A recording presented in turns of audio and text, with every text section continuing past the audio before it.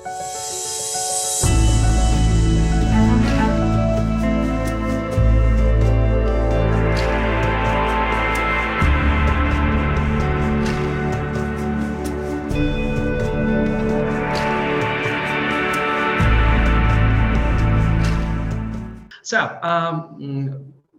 we are.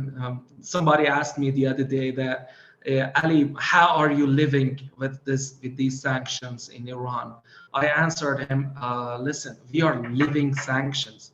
The issue is we live this problems and issues that is imposed from our government, from international powers, from big companies like Google, like Microsoft, like this Zoom, because we are located in this country in Iran, in a historical place that is now considered to some kind of enemy to them.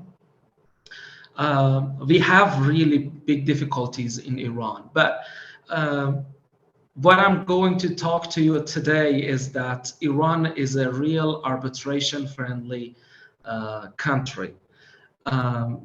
If we can have that, I don't know if the PowerPoint is being played for everyone. This is here it is. Thank you. As you might see, we have numerous regulations, and we have some three institutions that are working in Iran. The main institutions that are covered by law are called first Iran Chamber of Commerce, the other is Iran Cooperatives Chamber of Commerce, and the third is TRAC, which is a sister to AIAC of Kuala Lumpur, and Cairo, which is organization from the called ALCO. It's AALCO, African Asian Legal Cooperation Organization. And so we have in Iran, we have real well-established, more than 20 years of working organizations that are providing institutional arbitration and mediation. But there are issues with mediation that I will talk to you about. But there are some non-arbitrable disputes, as every country that you can call.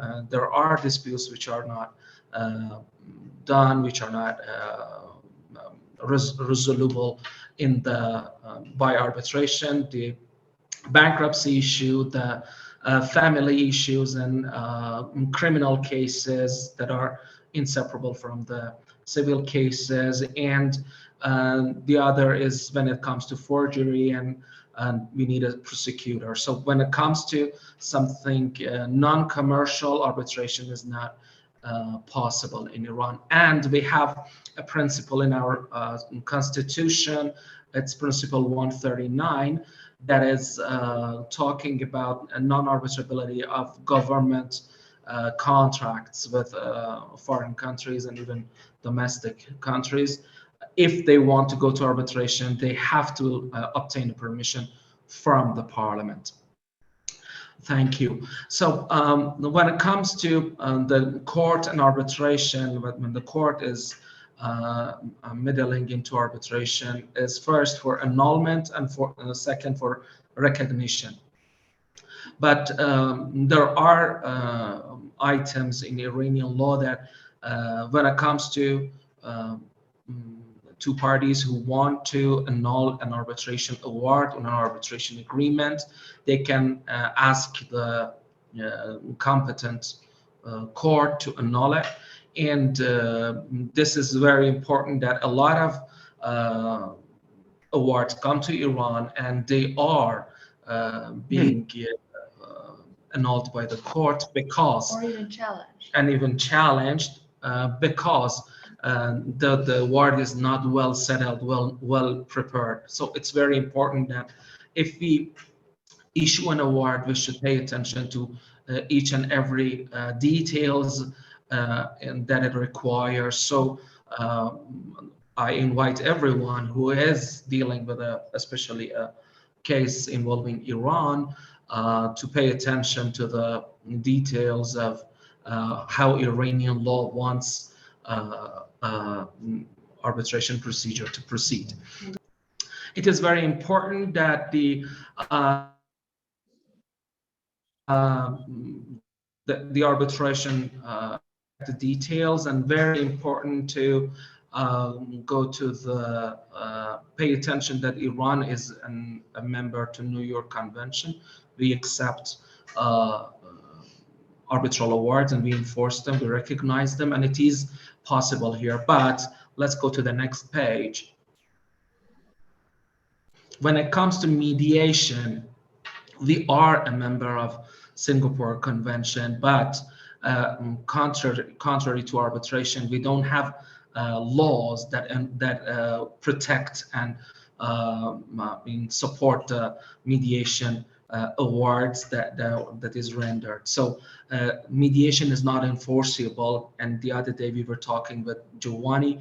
We said that it is important to take care of med-arb in Iran so that we can have enforceable awards afterward. Could you please go to the next slide? So that's it. Thank you so much, everyone. And we really appreciate that we could have this time to talk to all of you esteemed people. Thank you. Thank you to both of you.